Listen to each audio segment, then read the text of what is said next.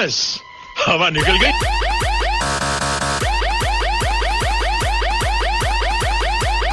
तू पप्पू को लेके भी आ जा और विजय वाघेला को लेके भी आ जा। બધી વાર્તાઓ નહીં કરવાની અને વિયારસ નું લઈને આવ્યો હોત તો તારી પત્તા ફાડ નાખવા પૂના નું લઈને આવ્યો।